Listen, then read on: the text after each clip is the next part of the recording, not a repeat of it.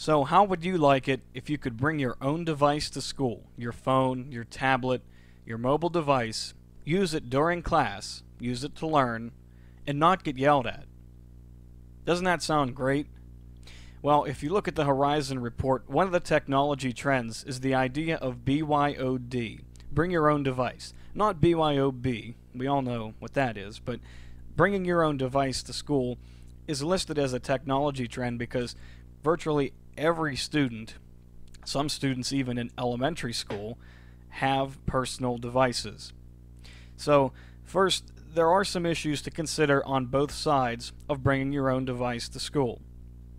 The Horizon report says that this trend can actually help schools reduce overall technology costs since students bring their own technology in. Allowing students to use their devices relates to them better.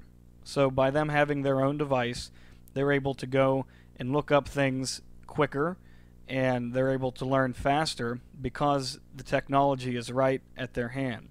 And this also reflects their lifestyle. They're used to being able to just look something up, boom, right there, and talk about it with their friends. And having their own devices in school will allow them to do this. And I think that schools will enjoy the money-saving aspects, but there are some things to consider for schools as far as network security concerns and the technology gap issues. You know, if you have a lot of phones on the network, you got to, one, make sure that the network can handle that, and two, make sure that phones are not infecting the network with any viruses, and that students aren't able to tap in and get any sensitive documents as well. So of course there are things that schools are going to have to consider, but I think the pros outweigh the cons here for the BYOD issue. So the report shows that more organizations have actually adopted this policy, not just schools, but places of employment and government offices. They've adopted this bring your own device policy, and they're really embracing it. Looking at some of the benefits to using personal devices in school, they support the on-the-go learning mentality, sort of what I talked about before. Students are accustomed to learning with their phone. They're used to bringing it. This on-the-go learning mentality will be something that they'll be able to take from school and implement it throughout their lives. They'll want to learn more often if they have a device that they are able to get information from. Also, worldwide trends are on the up. So using mobile devices, the number of people using devices climbs on a daily basis. And I think schools are looking into using this BYOD policy to try and meet those growing demands. It's a global trend, not just something here in the U.S. So let's look at some of the numbers. In the U.S., 43% of K-12 kids use a smartphone. It didn't say in school, but 43% of K-12 kids use a smartphone, and that's amazing. And 73% of teachers use smartphones, and this time in the classroom.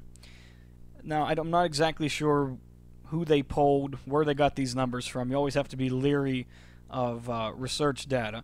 But 73% of teachers, that's amazing that they're using smartphones to supplement their instruction.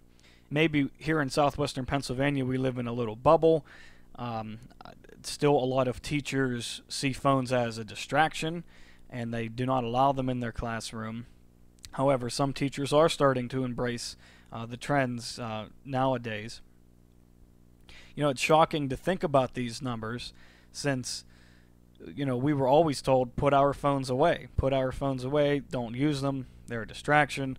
And looking at these numbers, 43% of kids using them, you're like, wow, this is really something that education needs to look at, because if the kids are using it on a daily basis, it's going to definitely affect how they learn.